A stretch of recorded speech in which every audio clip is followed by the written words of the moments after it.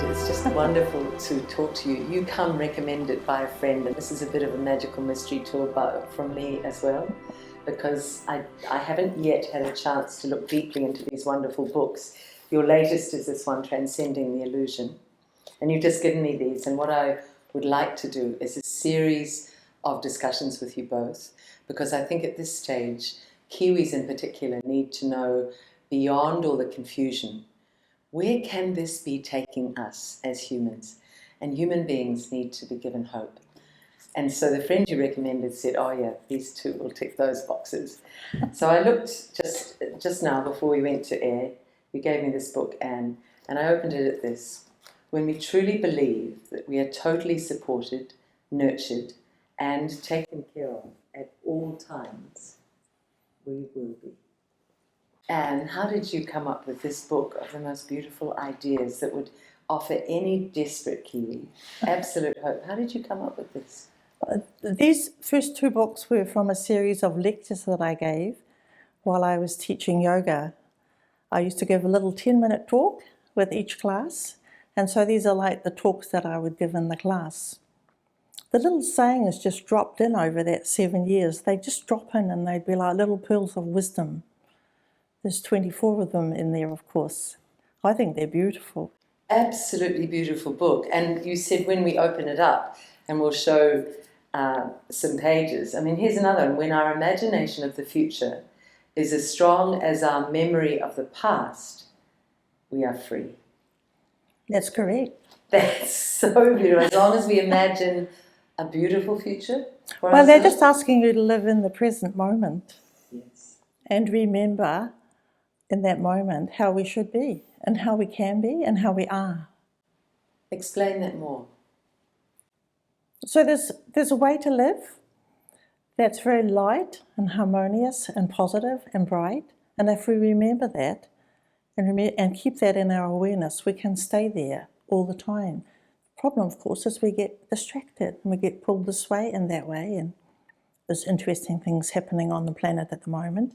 We have to take care not to get pulled into that disharmony. We have to come back, remember who we are, remember all the beautiful people that we're meeting through Voices for Freedom and all the other groups that are working towards light and love and harmony, and centre ourselves again. Just very easy to do, just to remember each moment, every day. Pete, what an extraordinary woman. Where did you find this woman? How did you two come together? Well, it's a fairly long story. It's mostly related in the water talk. But I was making all of the commercially available water reprogramming devices are several $1,000s. And your average Kiwi can afford $100, not $1,000. And explain what you mean by water reprogramming for those who haven't thought about that aspect yet. Well, if we take Auckland tap water, it currently sits at about 6 to 8% life force for my health to make it healthy out of 100, if as good as it should be. When they take the water from the Hunuas and from the Waikato, they bring it, they centrifuge it, and then they filter it, and then they add chemicals to it. And then they do all these other things, and then they push it through pipes to our houses. But the footprint or the homeopathic resonation of all that stuff that they've removed is still in it. And for those who doubt that, Pete, it's more and more people are waking up to the fact that beyond the science that we've known is this quantum field of science. The quantum field is what? That everything is energy. So water is full of energy, isn't it? Yes. Full of information. It's so, and most of our bodies are water. So we might as well start to learn about water and its memory and its information, mightn't we? Yes, well, it's most important that we do, because if you're drinking water that hasn't got good information, what's it doing to you? We need to come back to this. Is this why we're all in hospital, or is this why we're all running around pink and healthy? High vitality water, low vitality water, you're in hospital. There's a huge conversation opening up just on this, but at this stage, because we're going to do a series, I want people to come to know you. How did you get to link up with this extraordinary woman, Anne? I joined up with a couple of other men trying to make a little device for $100 that everyone could afford. And one day they announced they were going over to the North Shore to talk to this weird woman about stuff and ask her questions. And so I said, I'm coming. And they said, no, you're not. She's expecting one. And I said, well, there's already 3 of you going, and I'll only make it 4. So that was the day that I met her. And in that hour of asking questions and answers for this reprogramming device, we made it 250% more effective at reprogramming water. In 1 hour? Just by accessing the information. And so on my way home, I thought, I can ask the questions to find out why I've not been very well for the last 20 years. And that's a whole other story. And here we you don't are want now. to get into. Yeah, here I am Obviously. now, fitter and healthier at my age than I was at 30. And how many years ago is this that you both met? It's 21 years. It's 3 lots of 7, of course. That is beautiful. I don't think I need to ask this, but what was it about Anne that struck you so forcefully, apart from this incredible ability to help your life? But what is a person? Well, one of my fellow businessmen said it's a shame her name wasn't Andy, because we were just mates. Oh, gorgeous. And anyway, I separated and she had a free house. So I came and lived in her basement for a bit. And I graduated. And so it was one of those meant to be things. Yeah. But you were great. You became great friends at that point. What were the qualities of that friendship? What is it in her that you so admired? Absolutely no disharmony. Absolutely no negative thought from either of us towards each other or anything that we were doing, really. Yeah. Pretty interesting experience. I think every human being on earth looks for that in a relationship, and very few find it. And what is it about Pete that you love, his qualities? I just want people to get to know you a bit before we start to talk. What is it about him that you love? Well, I got to know him because he asked my high self questions. And I've been trained to answer questions. I've lectured all around the world answering questions. But very few people actually ask questions of pertinence. They say, why is my foot sore, and is Great Aunt Mary going to survive? But Pete's questions were a whole different angle. He wants to know how this planet works. And if you read those books, those are the answers. So that's why I first started working.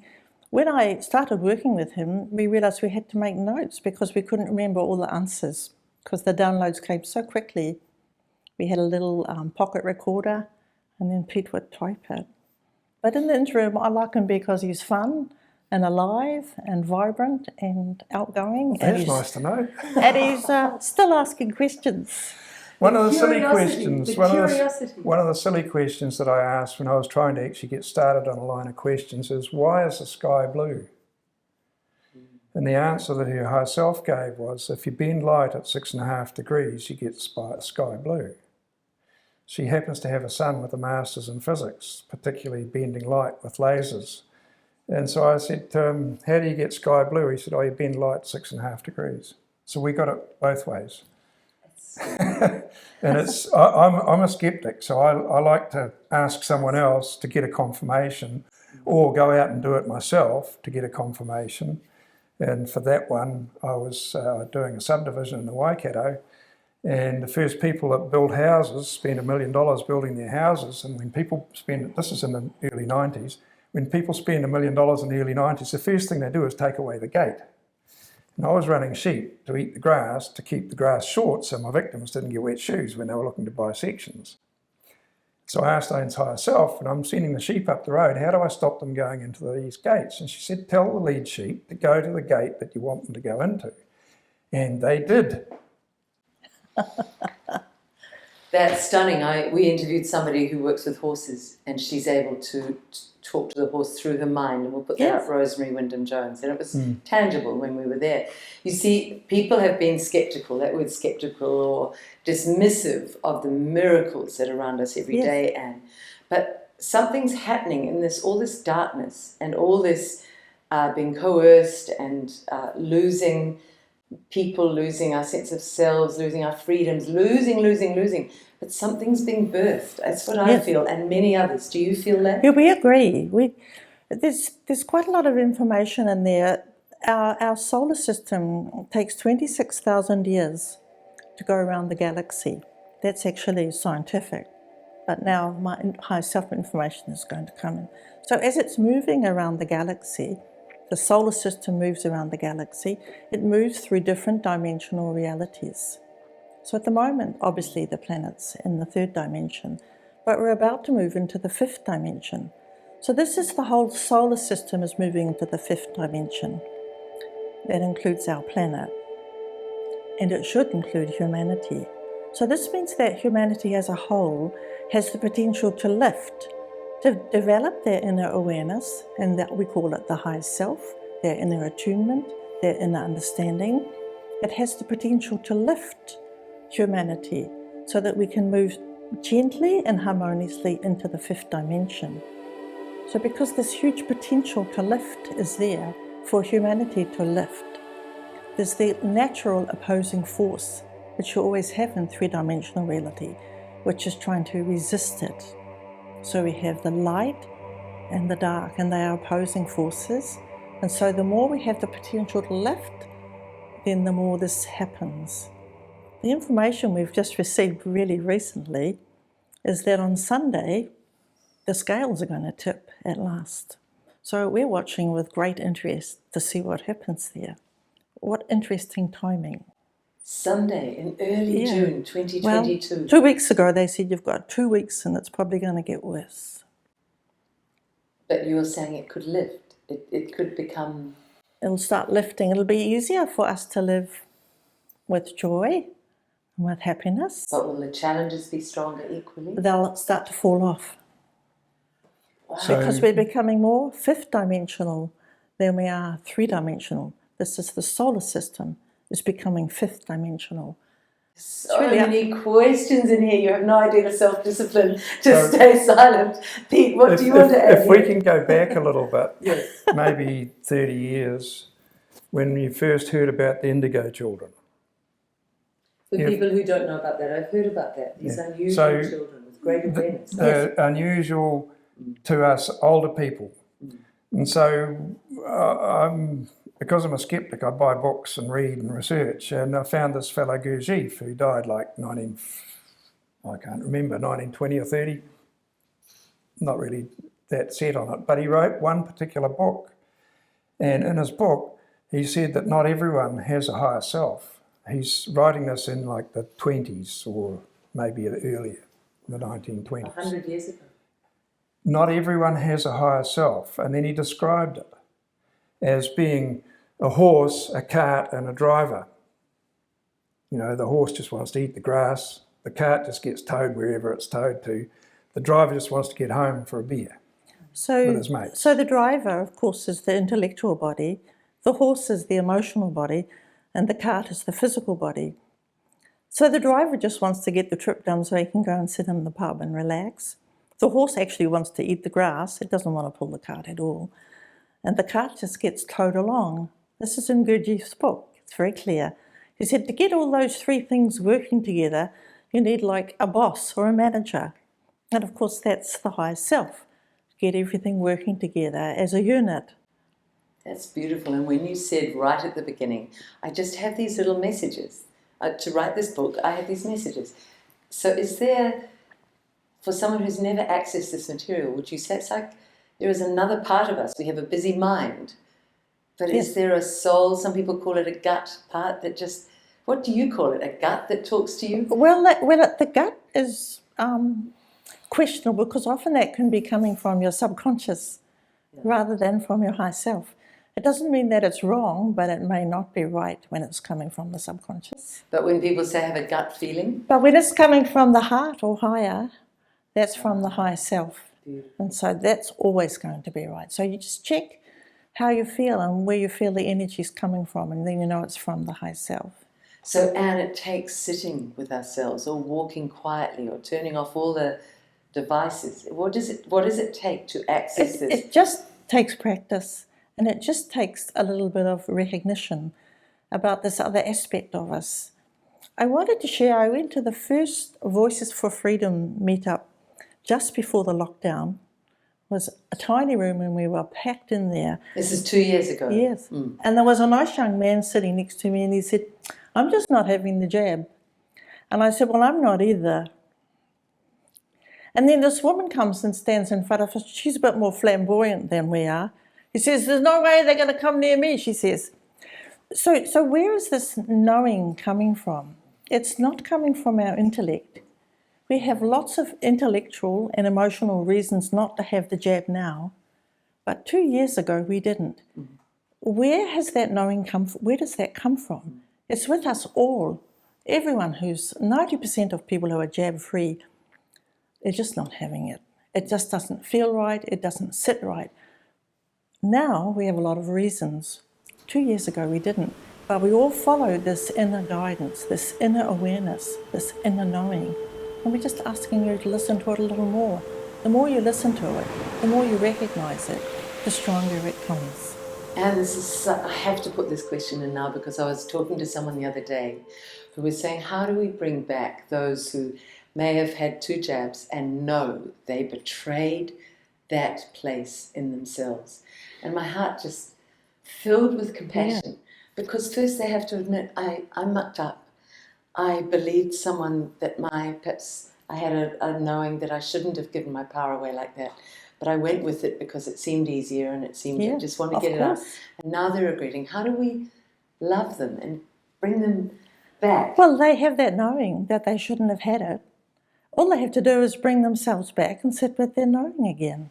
Just remember, we all make mistakes. We all fall off the path. We do as well. We take the wrong turn and have to come back. We just come back. Remember, that was the right message. Next time I get a message like that, I'm going to listen to it. When you make the wrong turn, you know you've made the wrong turn. And so you just retreat. Going back to the indigo children. The indigo children are now 45 years of age.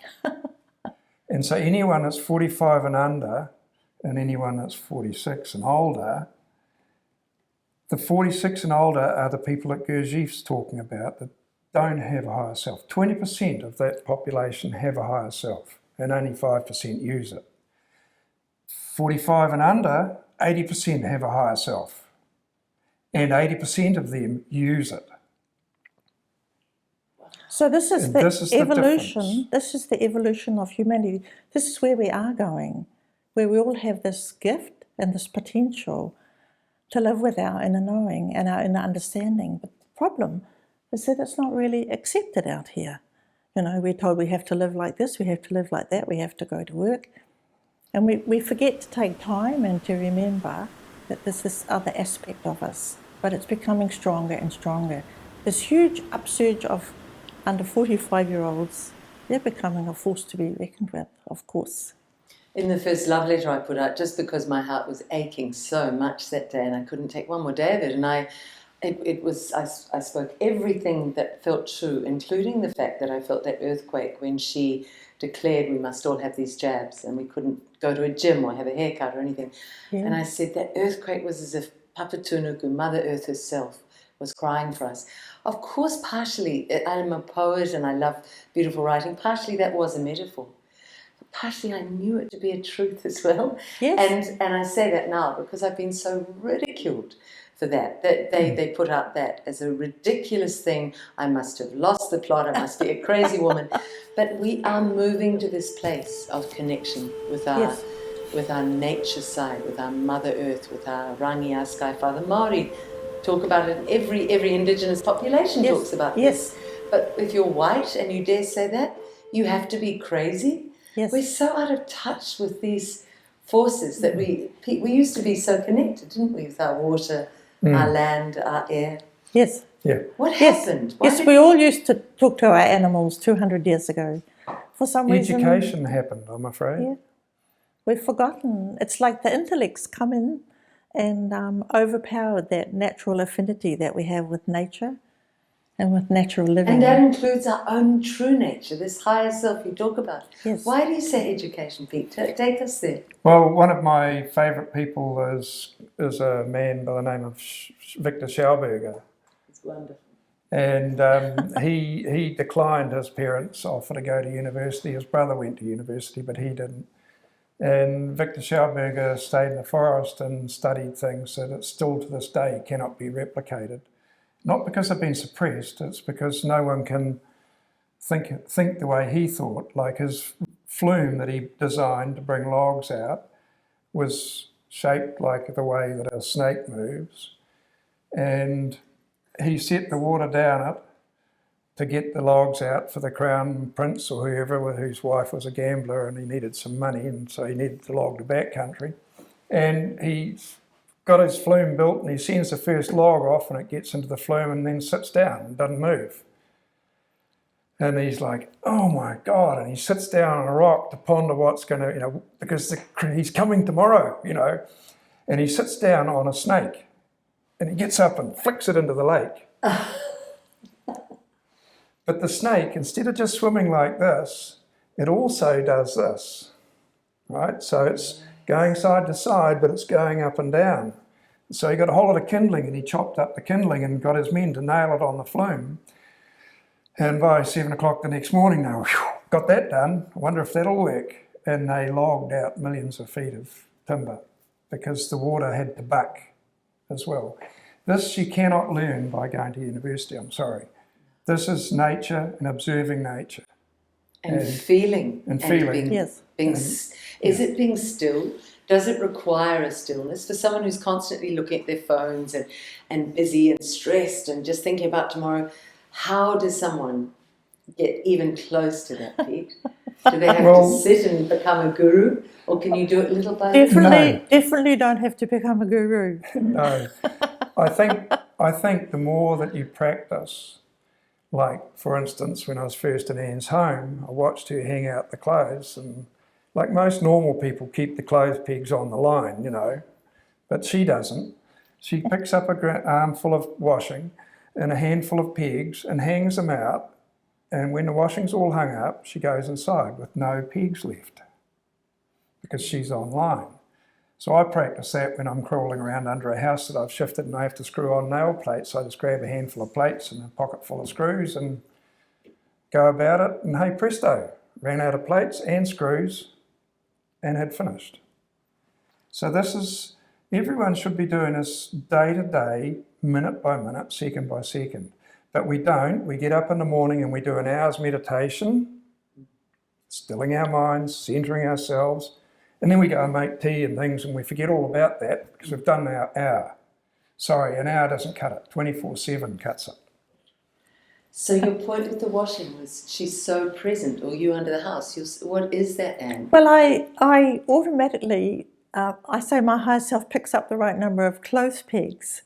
So for me, if I have the wrong number of clothes pegs, I say, I must be offline. What's wrong? And I stop and I look and see why didn't I get it right the first time? It sounds ridiculous, but your whole life can be like this. We're trying to share what your potential is. All of you have had moments of living like this, where things flow and things just work out and the right person turns up.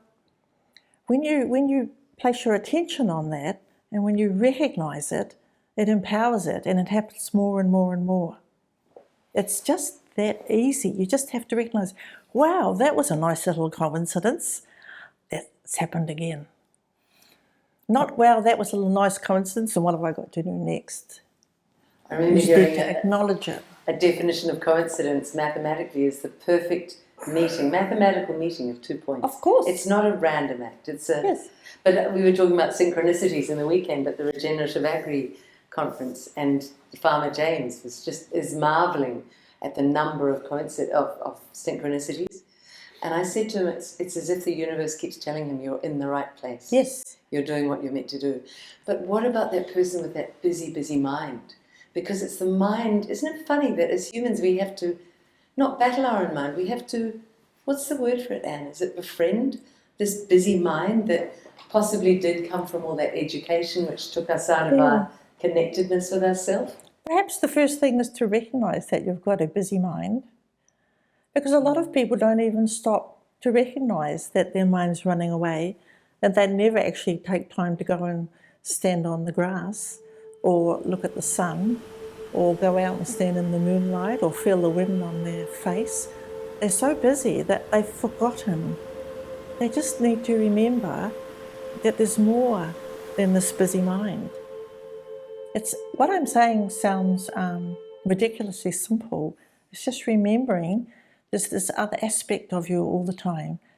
The more you do it, the more you acknowledge it, the more it becomes empowered, and the more a part of your reality it is. And you can start right now, today, this instant.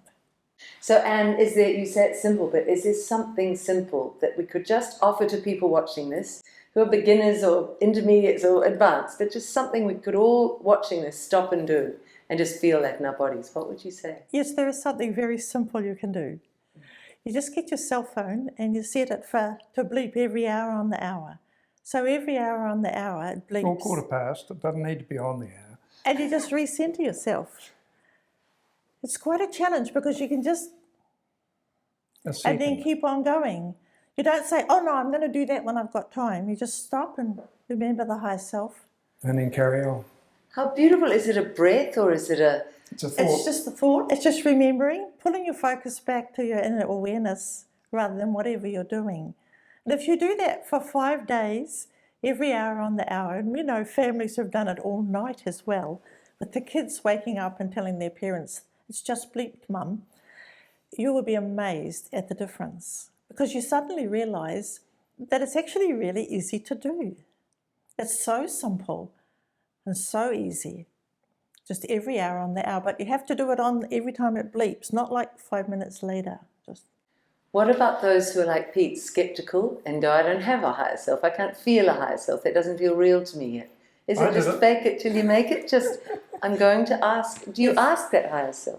Fake it till you make it. Just do it. Right. It's just a moment or an instant's thought. We're into really easy things. Like I was a shearer, you know, that's hard work. This is simple, just a thought. I absolutely Center and then carry on with your day. If you're washing the dishes, it went beep, reset it. And it takes you that long to reset it. And you just, while you're resetting it, you're tuning in to your higher self. But what's lovely, you know, every time, Anne, I put up washing now, I'm going to think of what you just said, what Pete just said. So you must realise, like a good chef, when they're working in the kitchen, they don't use a recipe book. They just put what feels right into the scone mix. They just mix it and put what feels right. That's their inner knowing. We're using it all the time. We just don't realise. So, you know, a good chef, when somebody's working in the garden, if their garden's thriving, they're coming from this area. They're listening to what the plants want, and they're giving the plants what they want. They're not telling the plants what they think the plants should have. They're listening to what the plants want and supplying it for them. And then the garden grows, and they say, oh, he's got green fingers. In all aspects of our life, we have this ability. It's just, actually, nobody's told us. Particularly, in my experience here in New Zealand. Nobody told me when I was young. Yes, how did you come to this? Oh, I want to go back a few seconds. Listen to the plants. Don't tell the plants or talk to the plants. Listen to the plants, because everyone that listened to Anne said, oh yeah, I talk to the plants, if they do it. They all talk to the plants. No, listen to the plants. Because the plants will tell you, or you'll feel where they want to be planted, or you'll feel when it's the right time to plant, always just before the rain, of course. It's just a feeling. That's so funny. I have had that feeling. Of course, we all have. Yes, it's so beautiful. I collect little plants that have seeded themselves in the pavements. There's a person who has marigolds in her garden, and they seed themselves in the cracks, and I say, would you like to come to a beautiful garden? And that their little roots seem to give. And yes. I think, oh, Liz, you're just imagining it. It's crazy, but it's fun, and I love playing with it. You're saying there is actually something in that. Well, you probably heard the plant saying, rescue me. Yeah. We're all energy beings. We have so limited our existences on Earth. Why have we done this? Is it that play of light and dark? As if there's some force. We see it in mainstream media, where they're dismissive, they're derisive, they're labelling, oh, that's mad because it doesn't fall within the accepted paradigms. Why have we shut down so much of what we're capable of as humans? Well, once again, it's part of that 26,000-year cycle. So the 26,000-year cycle can be divided up can be multiplied by 7. So there's a 186,000 year cycle as well. This is called the Kali Yuga if you're interested in Sanskrit writing. They call it the Kali Yuga. It's a 186,000 year cycle. This is the length of time it takes for our galaxy to go around our universe. This is also scientifically correct, but now you're going to get what the higher self says about it. So the first cycle of 26,000 years, things were very light and ethereal, and we have all that mythology about fairies and dragons flying through the air. That's from that first 26,000 years. The second 26,000 years was the age of the dinosaurs and the giants. I don't want to be controversial here, but things were a lot bigger because it was not as dense. So we come from very light to a little bit denser, and then the next 26,000 years is the Atlantean time and the Lemurian time. It was quite easy to build pyramids then because things weren't as dense and heavy as they are now. And now we're in this 26,000 years, which is the maximum density. And after we come out of this, we'll start to get lighter again, 26,000, 26,000, 26,000, and repeat that cycle as the galaxy goes around the universe. So when you look at it from that perspective, it answers your question, because we're like in the maximum density of this 186,000 years, so everything's compressed. But remember, we've all chosen to incarnate here, to learn about this, to experience it, and to master it. So we can look at it as a blessing, because we are forced to live with this inner awareness, or else we go under into the maximum density. It's not bad when you look at it from the overall perspective. Just when you have your binoculars on, and it does look pretty untidy out there, but it's never going to interfere with the light and the love of God and of the divine. What an extraordinary explanation. I remember when Mandela left prison, something he said, they could take everything from me. They could even take my eyesight in those, when he had to be chipping the stones in the white desert sort of conditions. But he said there was one thing they couldn't take, I wouldn't give it to them, and that was my soul. Yes. It's that higher self, isn't it? Yes. So even in this much density, there is a part that, unless we give it away, nothing can take. Yes. And the purest diamonds come from the greatest pressure. And this is what this latest book is. We've got Transcending the Illusion. Is this what you're about to put this out? Is this what this is talking about? I'll be reading it before our next talk. It's explaining it's explaining the nature of three-dimensional reality. Why is it 3-dimensional to 5? What happens to 4th dimension? Someone said to me, what is all this? We're in it. Good. So the the three-dimensional reality is yin and yang held in balance. That's the 3 bits: yin, yang, and light and dark. And balance. Yes. But it's also the Q, height, width, and breadth. So everything is in 3s.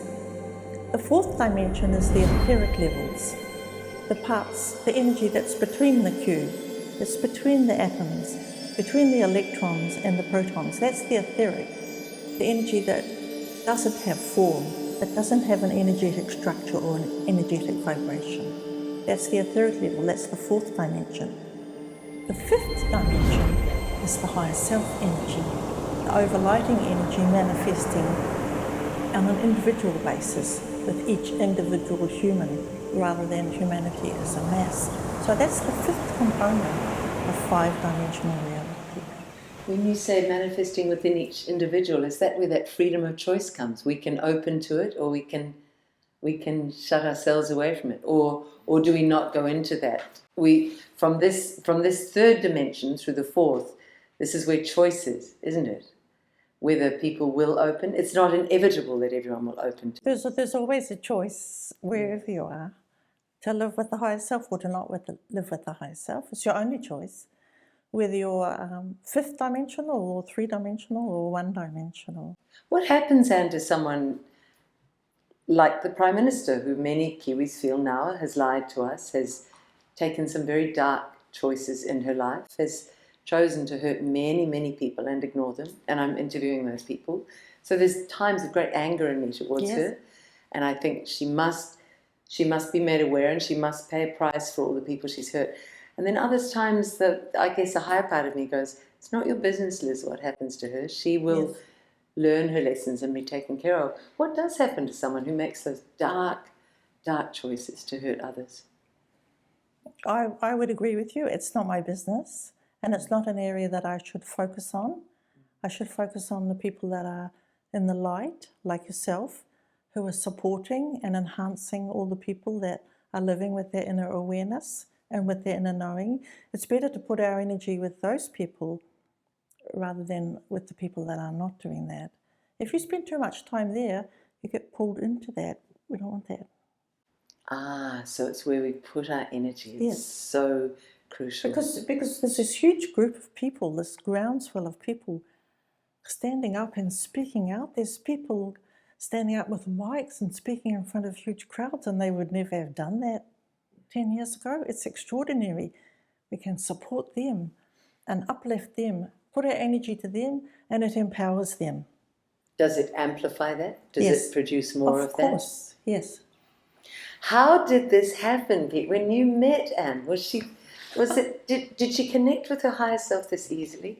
Was she aware? Yeah, she did, but because it's people just can't ask questions. But I was an organic farmer from like 83 on, because apparently I had chemical poisoning, so I had to stop using chemicals, and like you can't, because I come from a line of medical people, and I've got that worse than the normal person that you use medicine, and it's impossible. You can't. So you actually had physical signs of chemical poisoning? Well, no, I just was. Don't worry about it. I was really ill. So when you met Anne, was Anne as aware as you became of the abilities that she had in her? Oh, well, she'd taught yoga for 7 years. And then when she stopped teaching yoga, people started driving down her drive.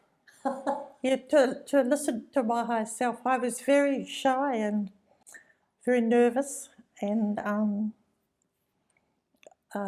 but people seemed to recognise what was available, and I ended up lecturing all around the world. Did you though, Anne? Did you, being a shy, retiring sort of person, did you recognise very young what you had, or did it take? My question to Pete was really, did it take someone like Pete to make you more aware of it? I've recognised how I was in retrospect. I had no idea that I wasn't normal when I was growing up, of course, because how could I? But now I realise that this gift has always been with me quite strongly, but I didn't know what it was. Were you in a nurturing environment when you were young? Did your parents deride you for this? No, not really, no. Because I ask that because I've met different people who have these healing abilities on the earth, and many have told me their parents derided them, told them to stop being silly. Yes. Perhaps only one I know in Australia whose parents nurtured them. Yeah. Because they don't understand, so it's not actually their fault. And then when you grow up and become independent, then you start to realise what you do have to share. If you're a light soul energy, which is one of the 12 rays or colours that you can see there, if you're a light soul energy, you can see the unseen thing in the corner that the cat or the dog is sitting looking in the corner at. But if you're one of the other soul energies that can't see, say, don't be stupid, child. There's nothing there, right? And so because they're totally unaware of the stuff, so you get a child that's susceptible to seeing stuff, they can't go to sleep at night. Because when it's dark, they can see all this stuff in their room. Scares the hell out of them. But if you turn the big 240 light bulb, with 100 watts of light, they go sound asleep straight away because the unseen's being pushed away. This is such little known stuff, but any child, or any parent that's got a child that won't sleep, just turn a big light on. Don't turn one of those silly little wee things on the side. That doesn't chase it away. Is that the imaginary friends as well, Anne? Is that what children often it is, yes. 90% of the time it'll be something like that. What's a good thing to do for a child like that then? Just nurture it. Say, oh, that's interesting, tell me more. Definitely. And I would also say maybe don't tell people outside of your home about it because you might be ridiculed. Yes.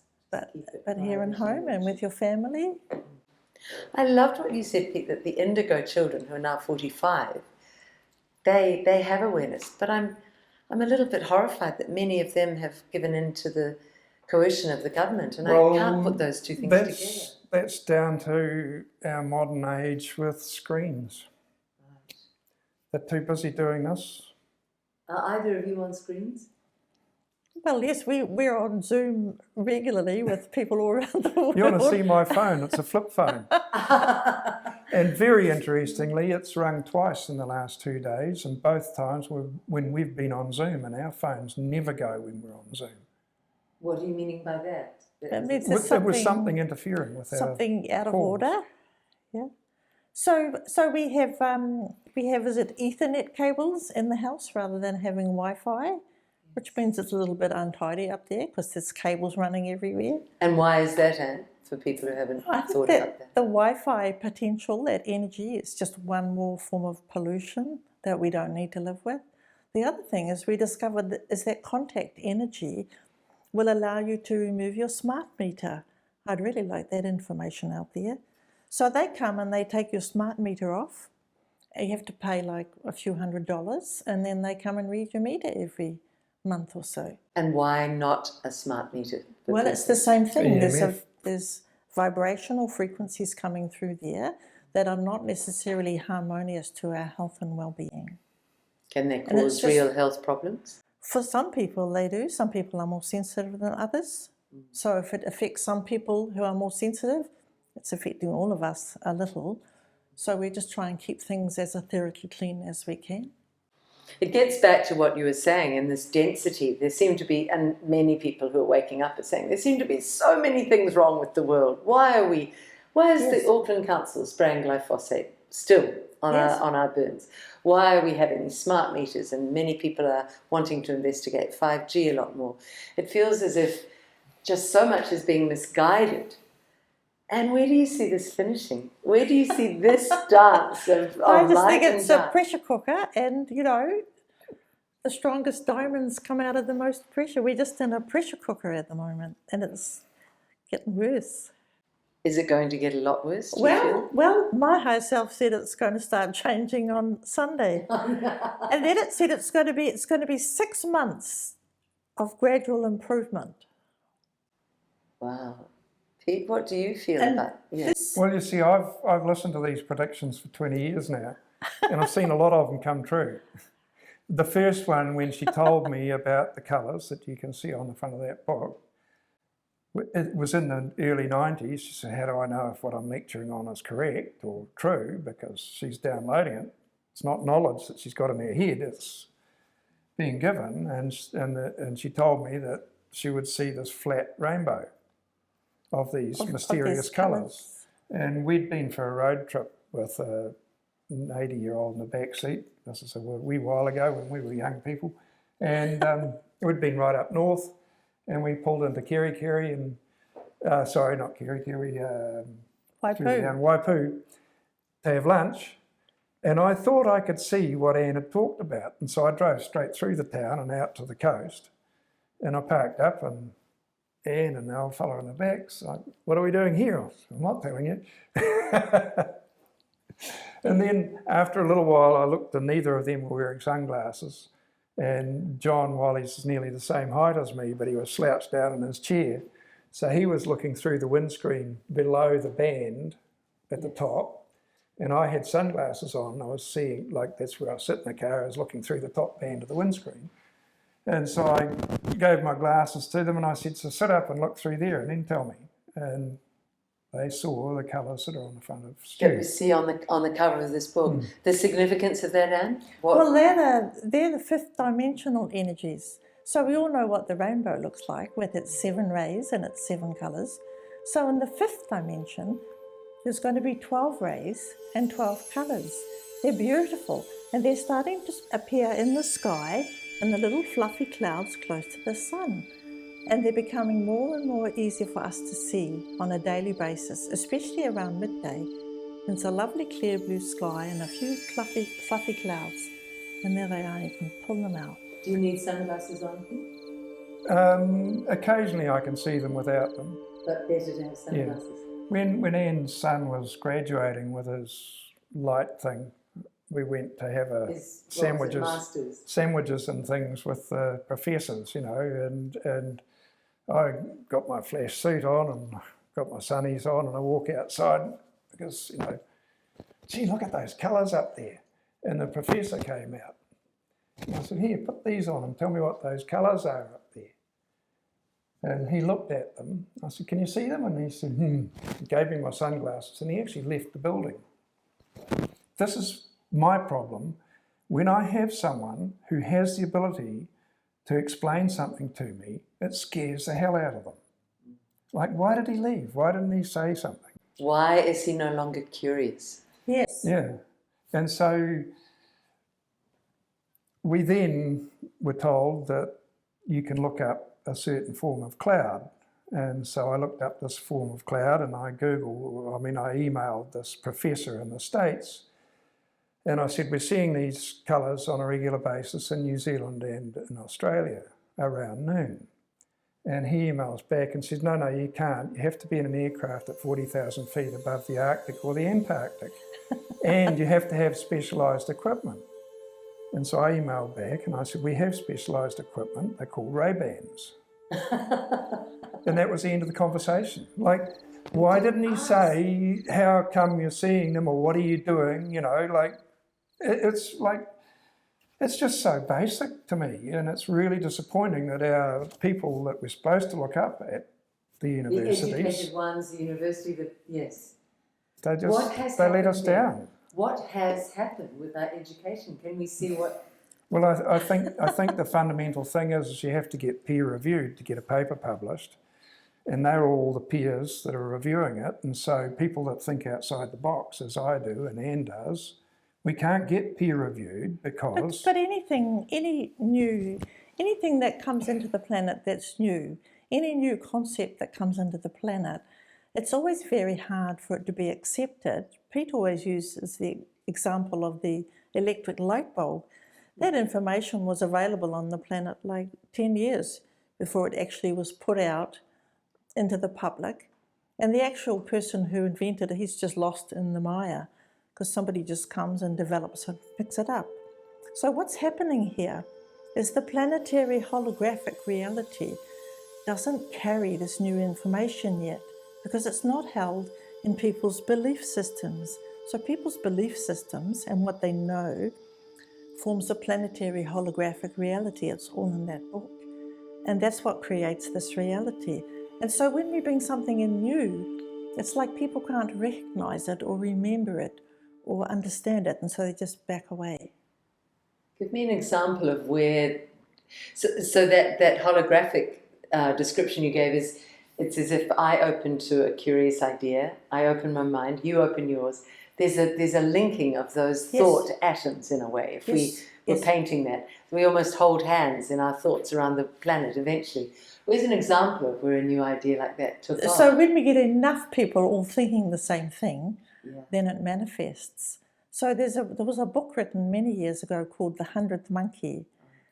Yes, where there was some monkeys on an island watched a human peeling a banana, and so they gave it a go.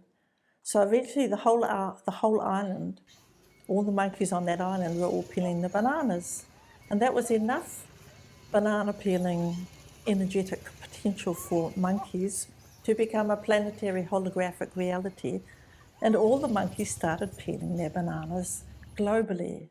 And you can rest assured they weren't using cell phones. It's extraordinary. Mind you, you're reminding me of a meme about monkeypox. I think it's one of the better ones, where instead of having the nose test with the swab, we're going to stick a banana up our noses. Yes. We'll put that aside because it's great to laugh at monkeypox. We have to laugh. But just getting back to that idea then, we share these ideas. Is it that idea, Anne, that if we are brave and we dare to speak out about an idea and we dare to have the ridicule come back at us, but we stick with what that higher self, that thought, that knowing in us knows, eventually that idea can spread. Yes. We know a man who lives in Auckland who invented a thing for cutting steel. And he invented a thing for cutting steel plus electricity, which meant you could wave it at a tank at a distance and it would slide in half. And so they wouldn't give him the permit, give him the patent for that. But they did take him to the States and show him NASA and Skunk Works and various places. And he told us, because we were talking to him about the 100th monkey, how when we do our work, when we'd done 100 patents, it became easier. When we'd done 100 clients, it became really easy.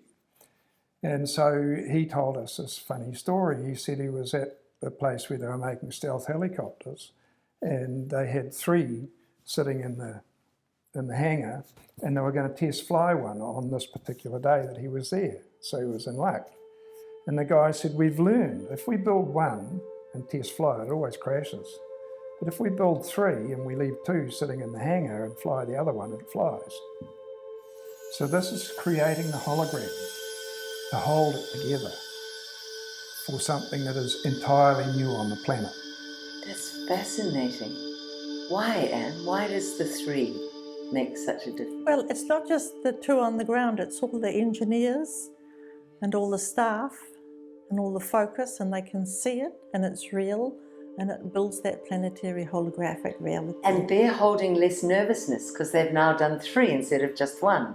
There's less riding on just the 1. Maybe they're holding more confidence in their energy field. It's an energetic component that builds up, yes. Isn't that beautiful? So equally, how did they spread the fear of the jab so fast? Well, it was a similar fear hologram, wasn't it? Yes. That went around. Well, so it can very work on good at both it. sides. Yeah. Yes, it could be used for positive or negative, of course. Negative. Something you said before we began recording, Pete, which really resonated. As humans raise our vibration, our understanding, our knowledge, equally the darkness that would pull that down, limit it, silence it, raises. Can you explain that idea a bit more? Just to help people who feel perhaps excited by this and then leave this conversation and go out there and think, but there's so much darkness. It is a dance of light and dark on this earth, isn't it? So back in Gurdjieff's time, when only 20% of people had a higher self, the other 80% of people have what we call a group soul, as in a sheep group soul or an elephant group soul. Perhaps you better explain that. I've heard that animals... Well, the animals have an overlighting...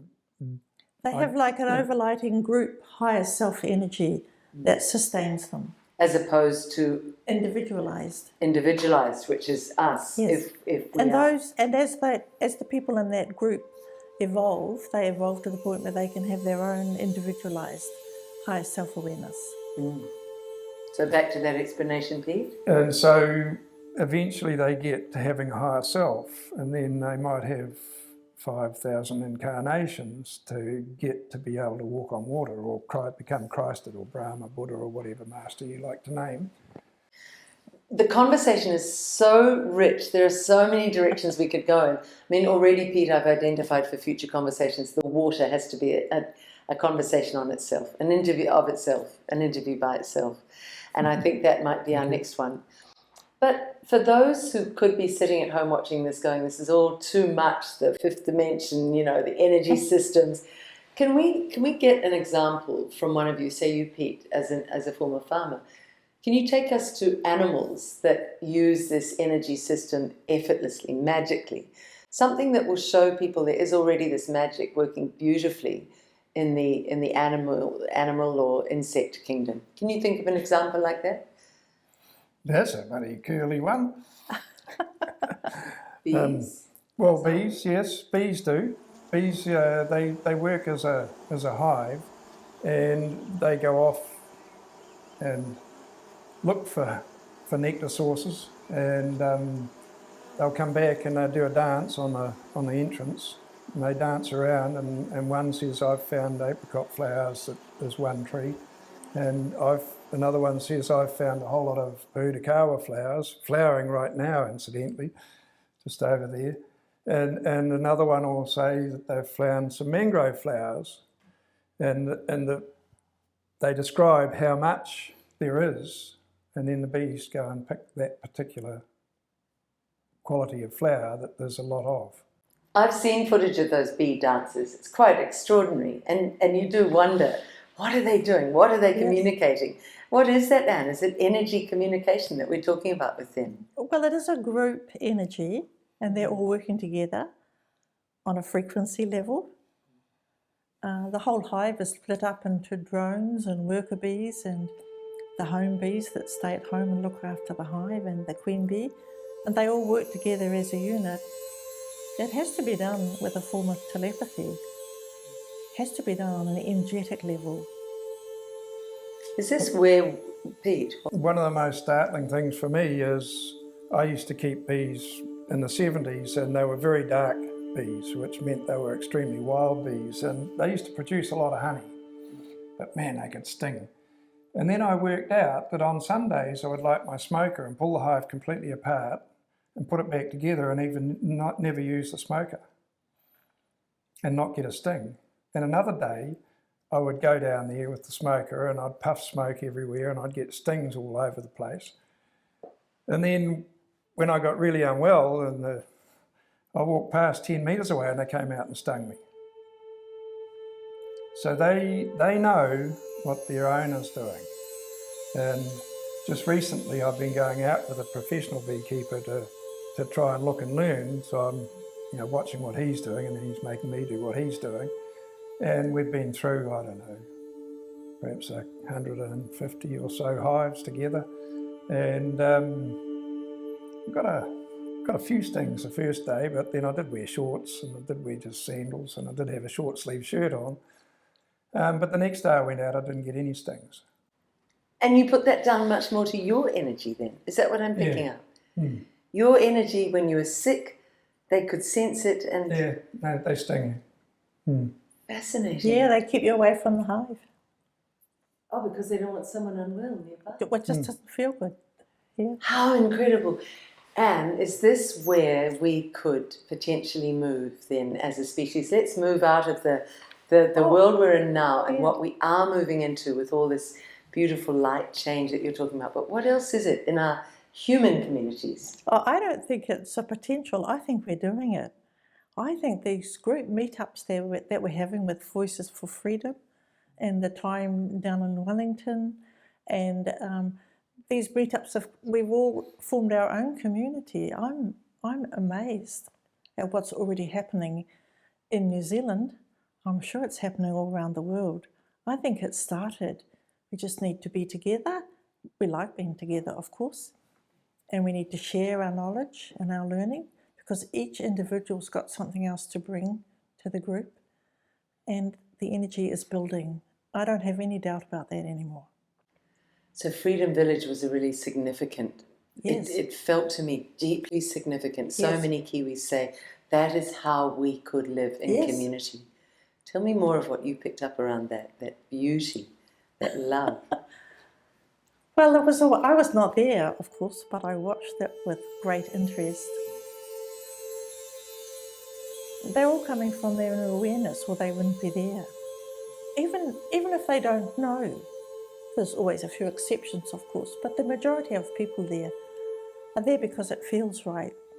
It feels that if they're there, they can have an impact on their reality for themselves, their family, their children. But it just feels right. So they're just following that inner guidance. Some people are there, some people are here supporting and sending food. Some people are filming, as Jono does for us, all working together as a unit. And look what happens. It's amazing. But there's smaller groups here in Auckland doing the same thing. I find it extraordinary how it's evolving. So for me, I think a lot of positive, uplifting energy has come out of this in spite of what's going on. We've met some really lovely people that I don't think we would have met before. Oh, I absolutely agree. Sitting, out under the trees in Milford Beach. It's amazing to us. Yeah. And we're all having to stand up now and say who we are. In the old days, we used to be quiet and keep our mouths shut and just talk to the people that it was okay to talk to. But now we're all like having to stand up and speak out. And not hide our light. Yes. Not hide our light anymore. This is who I am. Yes. What can you see coming in terms of a new way of governing or a new way of Governing even I sounds think like that an the old-fashioned. energetic component around the present governing system will just fade away. It will lose its power naturally because, as I said, the solar system is becoming more fifth dimensional. So the governing system requires hierarchy, control, rules, regulations. Not much of this in there, although there are always exceptions, of course. And so that way of being and that way of living is no longer going to be empowered as we move into the fifth dimension. So it will just fade away, and the people that are moving forward, listening, following that inner awareness, they're going to just develop a new way of managing this interesting reality that we're in. And we don't have to worry forward about that. We began as saying, be in this moment. Don't worry about how that will happen, but Well, trust it will. Look at what we've achieved so far. I think it's extraordinary. Beautiful. So from this darkness, Pete, did you feel that from the beginning? From this darkness will birth Oh, more? absolutely. I've always been positive about it. I'm more positive when I hear people trying to do things without the conventional superphosphate additives to farming.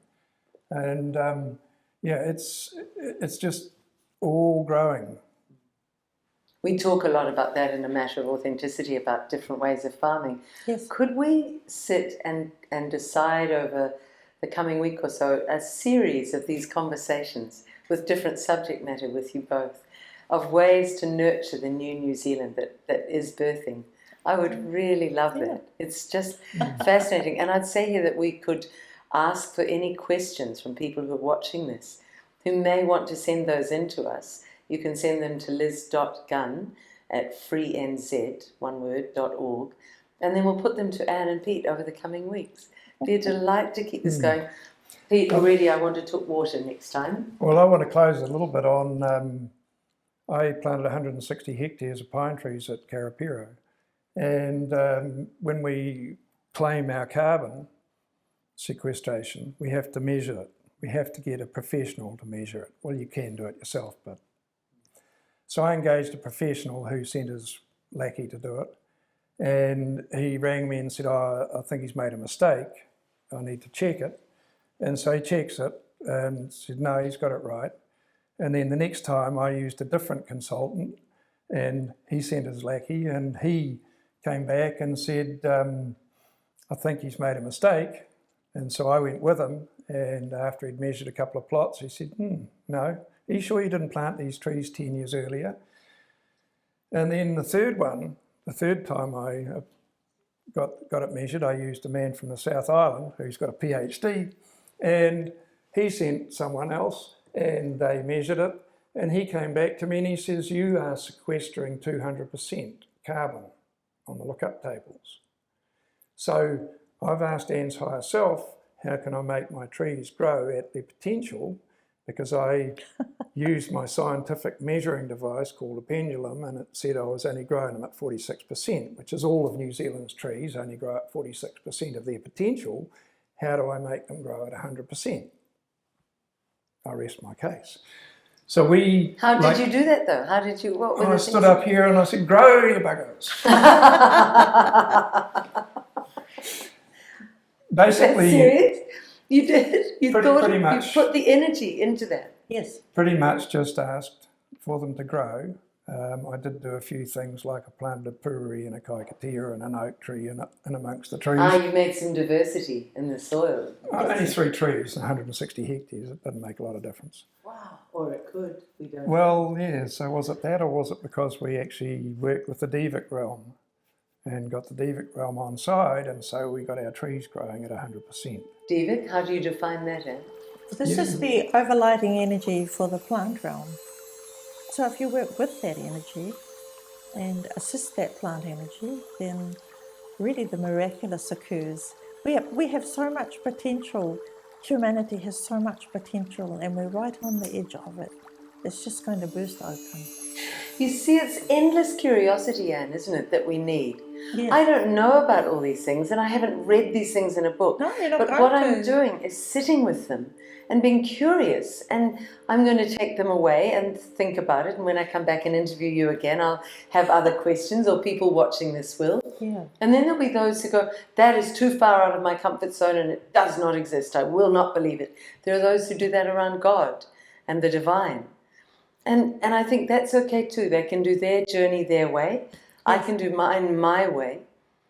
But if my children said, what's the most important thing, Mum, that you think we could carry forward, it would be curiosity. What do you think, Anne? What do you think is the most Well, important? there's a whole chapter in one of those little books about asking questions, which is curiosity, and stepping off the edge and thinking outside the square. What if it makes you feel uncomfortable and you think, I like to feel my world is controllable and I understand it? What if it takes you to that place? Any change makes you feel uncomfortable. I'm a little bit uncomfortable sitting here with you, to be quite honest. But I'm trusting, and it's not you, it's me that's the problem. And I'm trusting exposing that it's going to be okay. What makes you feel uncomfortable? Well, I'm not used to being in the public eye. Yeah. And you don't seek that. No.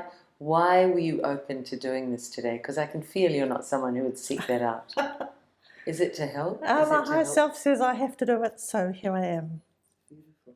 Rule number one for three-dimensional reality is you cannot help people. Beautiful. Rule number two is you cannot help people. You can assist them. Yeah. You can inspire them. Of course. And entice. And Why is help not a good word, Pete? help implies that the person is needy and deficient and lacking, and we are not like that. We just need to step into our power.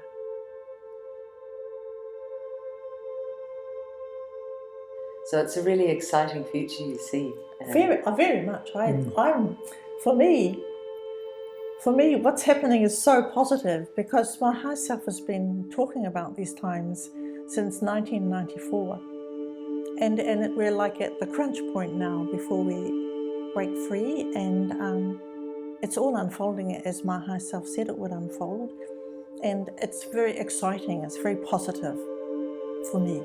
So positive For the sun people- even came out. It's so beautiful talking to you. Just the other day, I was thinking, I think I'm focusing too much on all the bad things, on all that's wrong, on all the hurt people I've talked to. Yes. And I think it's worrying me so much that I'm not sleeping well, particularly those who've been injured. So to end, I want to ask this for those beautiful souls I've met. Is there hope for them if they've had the jab and they feel it's hurt them, or they're worried about it, or is there a way that in this new dimension there may be healing and hope for them as well? I'm sure there will be. And of course, if you don't bring what you've been talking about into the public eye, people are not going to learn. So that energy is required. That courage. Yes. Beautiful. We'll talk more about that in future programs. What a delight! I feel like a curious 5-year-old being offered a treasure trove, as if I've just walked into Aladdin's cave. Thank you both so much. Thank you. And thank you, Jono. Thank you, Jono, yeah. Wonderful.